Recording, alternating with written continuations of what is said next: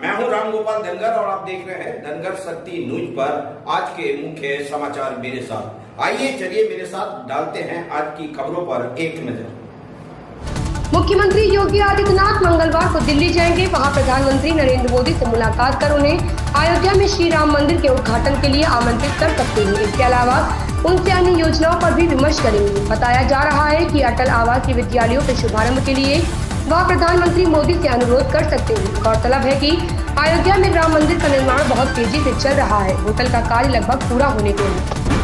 तमिलनाडु की डीएमके सरकार के मंत्री उदयनिधि स्टालिन के सनातन धर्म को लेकर दिए बयान पर हंगामा जारी है। उदयनिधि स्टालिन ने सनातन धर्म को खत्म करने की बात कही थी, जिसे लेकर उनकी खूब आलोचना हो रही है। अब कर्नाटक सरकार के मंत्री और कांग्रेस अध्यक्ष मल्लिकार्जुन खड़गे के बेटे प्रियांक खड़गे ने उदयनिधि स्टालिन का समर्थन।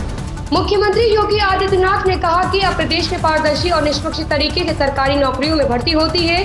पहले नेताओं और अफसरों के रिश्तेदारों को नौकरी मिलती थी। अब किसी भी जाति व मजहब के आधार पर भेदभाव नहीं होता है, भर्ती योग्यता के आधार पर होती है। मुख्यमंत्री योगी आदित्यनाथ सोमवार को अल्पसंख्यक कल्याण विभाग के कनिष्ठ सहायकों को नियुक्ति पत्र वितरण करने के बाद बोल रहे थे।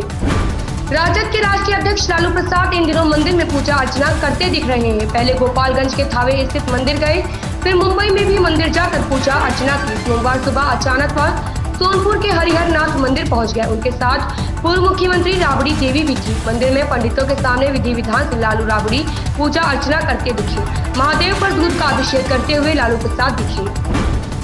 महाराष्ट्र नवनिर्माण सेना मनसे प्रमुख राज ठाकरे ने सोमवार को जालना में मराठा आरक्षण के लिए आंदोलन कर रहे लोगों से मुलाकात की। इस दौरान उन्होंने कहा कि उन्हें प्रदर्शनकारियों पर लाठीचार्ज का आदेश देने वालों को मराठवाड़ा में प्रवेश नहीं करने देना चाहिए। राज ठाकरे जालना के अंतरवाली सारथी गांव पहुंचे। यहां उन्होंने मराठा समुदाय के लिए आरक्षण की मांग को लेकर एक हफ्ते से भूख हड़ताल कर रहे मनोज जारांगे से मुलाकात की। ज्ञानवापी परिसर का सर्वे पूरा करने और रिपोर्ट पेश करने के लिए 8 सप्ताह का समय मांगने के एएसआई के प्रार्थना पत्र पर मुस्लिम पक्ष यानी अंजुमन इंतजामिया मसाजिद कमेटी ने विरोध किया है। सोमवार को जिला जज की अदालत में मसाजिद कमेटी ने आपत्ति दाखिल कर कहा कि जो हल्फनामा कोर्ट में दिया है उसके विपरीत सर्वे किया जा रहा है। भारतीय पुरातत्व सर्वेक्षण एएसआई को जीपीआर तकनीक से सर्वे की अनुमति है, लेकिन ज्ञानवापी परिसर में जगह जगह खुदाई की जा रही है। मलबे को ट्रक से हटाया जा रहा है। एएसआई टीम द्वारा हाई कोर्ट और सुप्रीम कोर्ट के आदेश का उल्लंघन किया जा रहा है। ऐसी स्थिति में सर्वे के लिए और समय नहीं देकर न्याय किया जाए। मुख्यमंत्री अशोक गहलोत ने जोधपुर की मणिडोर पंचायत समिति के सामुदायिक स्वास्थ्य केंद्र बनाड़ को सैटेलाइट चिकित्सालय में अपग्रेड करने के प्रस्ताव को मंजूरी दी है। यहाँ बेड की क्षमता 30 से बढ़ाकर 50 की जाएगी। सीएम गहलोत ने बाड़मेर जिले की पंचायत समिति फागलिया स्थित प्राथमिक स्वास्थ्य केंद्र को सामुदायिक स्वास्थ्य केंद्र में क्रमोन्नत करने और चित्तौड़गढ़ जिले की पंचायत समिति गंगरार के उप स्वास्थ्य केंद्र तेमलिया चौराहा और पंचायत समिति भैंसरोड़गढ़ के उप स्वास्थ्य केंद्र आगरा को प्राथमिक स्वास्थ्य केंद्र में क्रमोन्नत करने की स्वीकृति भी दी है। गहलोत के निर्णय से स्वास्थ्य ढांचा मजबूत होगा और आमजन को स्थानीय स्तर पर बेहतर चिकित्सा सुविधा उपलब्ध हो सकेगी। उद्धव ठाकरे वाली शिवसेना के सांसद संजय राउत ने मराठा आरक्षण हिंसा को लेकर महाराष्ट्र सरकार पर निशाना साधा। उन्होंने पूछा कि जालना जिले में मराठा आरक्षण की मांग कर रहे प्रदर्शनकारियों पर लाठीचार्ज करने का आदेश किसने दिया था। गौरतलब है मनोज जारांगे के नेतृत्व में आंदोलनकारी मंगलवार से गांव में मराठा समुदाय के लिए आरक्षण की मांग को लेकर भूख हड़ताल कर रहे थे। राजनीतिक रूप से प्रभावशाली मराठा समुदाय के लिए राज्य सरकार की ओर से दिए गए आरक्षण को सुप्रीम कोर्ट पहले ही रद्द कर चुका है। हालांकि स्थिति तब बिगड़ी जब डॉक्टरों की सलाह पर पुलिस ने जारांगे को अस्पताल में भर्ती कराने की कोशिश की, लेकिन उन्होंने मना कर दिया।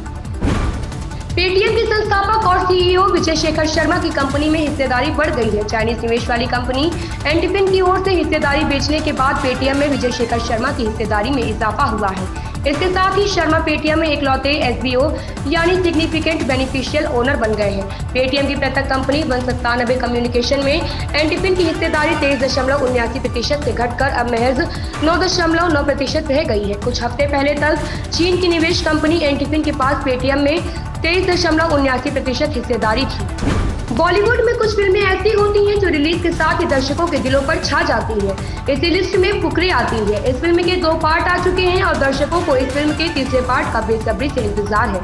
लगातार अपनी रिलीज डेट में बदलाव करने के बाद अब यह फिल्म 28 सितंबर को सिनेमाघरों में रिलीज होने के लिए तैयार है। इस फिल्म से हाल ही में पूरी स्टार कास्ट के पोस्टर सामने आए। इसके साथ ही मेकर्स ने ट्रेलर रिलीज डेट पर से भी पर्दा उठाया है।